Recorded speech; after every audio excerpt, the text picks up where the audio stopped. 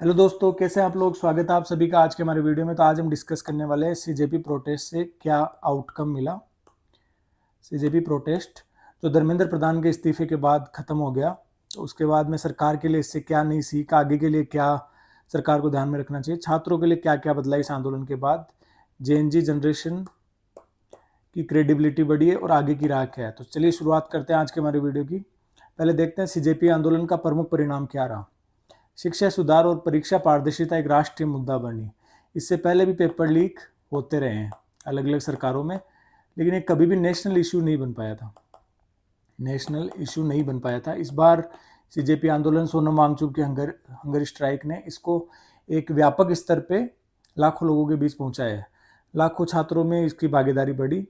जब आंदोलन की शुरुआत हुई थी, सीजेपी के कुछ नेता आंदोलन करने जो दिल्ली के जंतर मंतर बैठे थे, धीरे धीरे लोगों की भागीदारी इसमें बढ़ी। जेएनजी बढ़ चढ़ के इसमें हिस्सा लिया। आंदोलन को व्यापक समर्थन मिला। सरकार पर परीक्षा प्रणाली में सुधार का दबाव बढ़ा।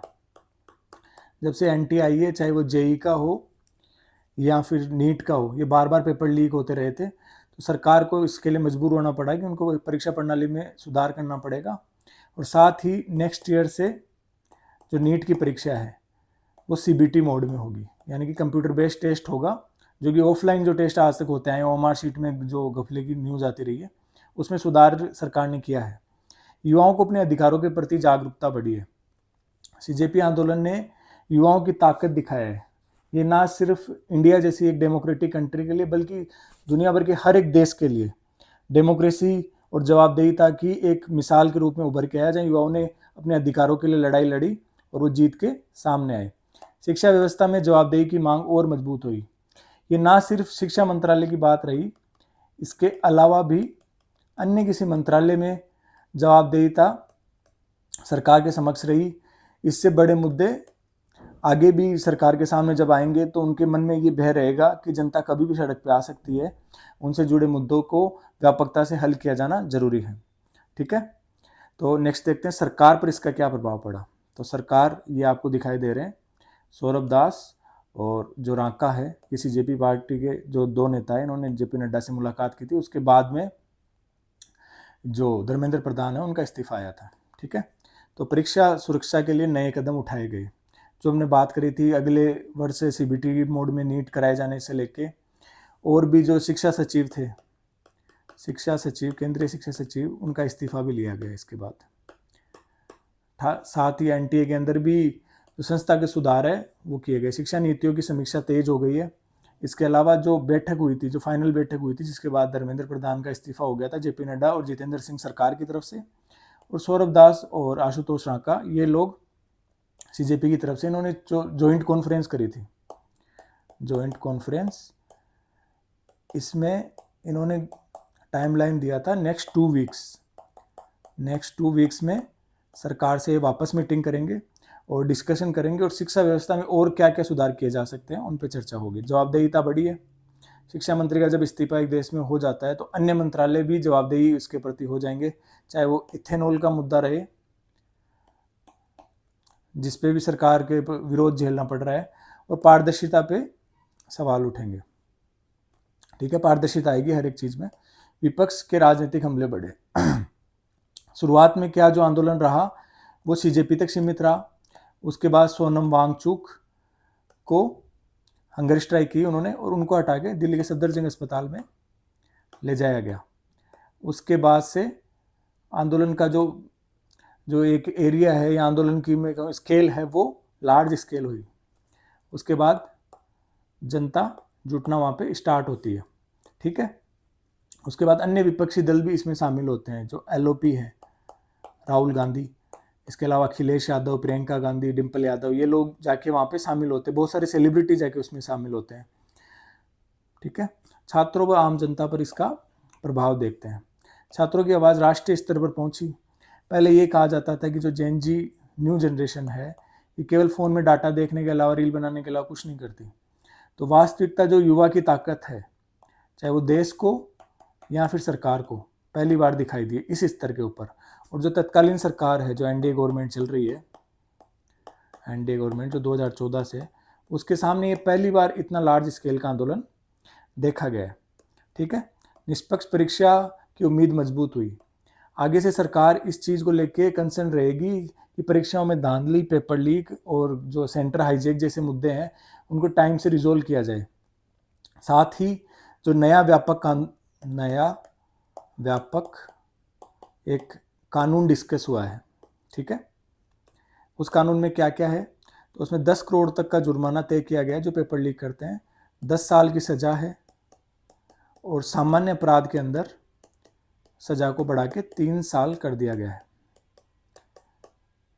पूर्व में इस तरह की सजा का प्रावधान नहीं था। नई स्थिति के अंदर एक नया व्यापक कानून जिसको कैबिनेट की मंजूरी मिल गई थी, मोदी कैबिनेट ने जिसको मंजूरी मिल दी, आगामी 27 जुलाई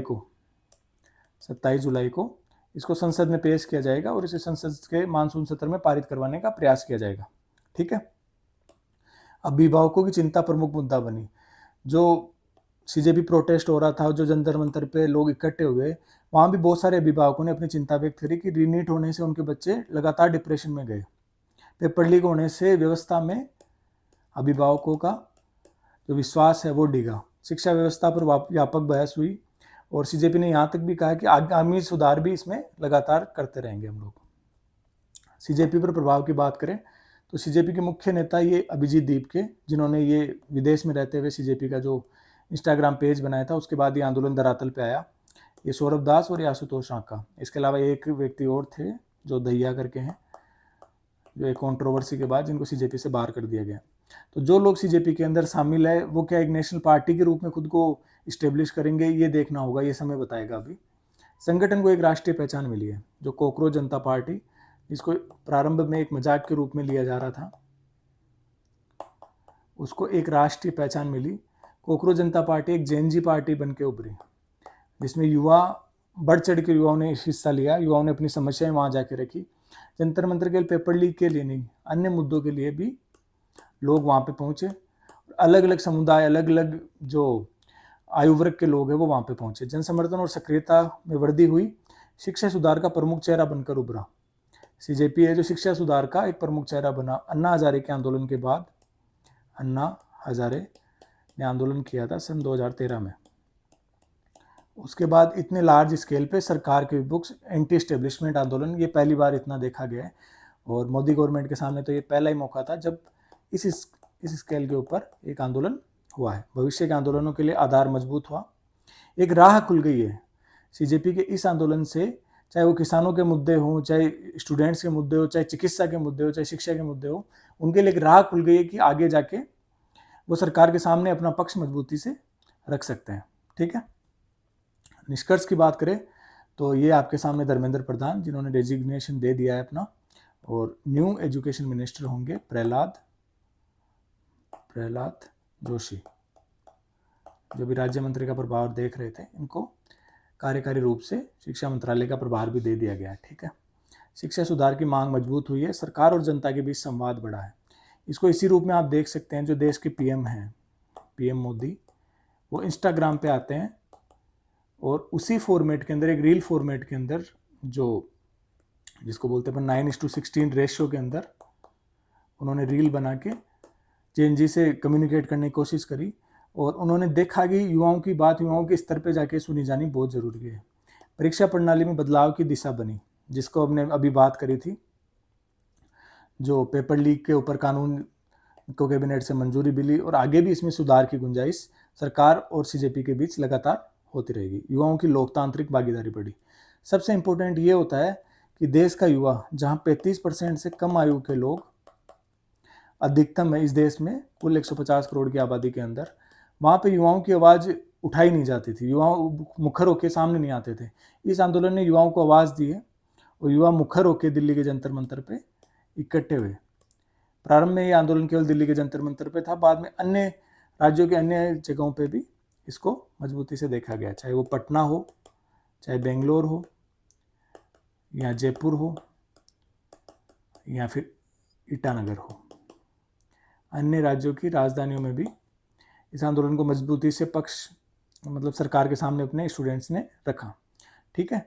ये था हमारा आज का वीडियो। अगर आपको वीडियो पसंद आया है तो वीडियो को लाइक करें, शेयर करें और चैनल को सब्सक्राइब करें। Thank you for watching.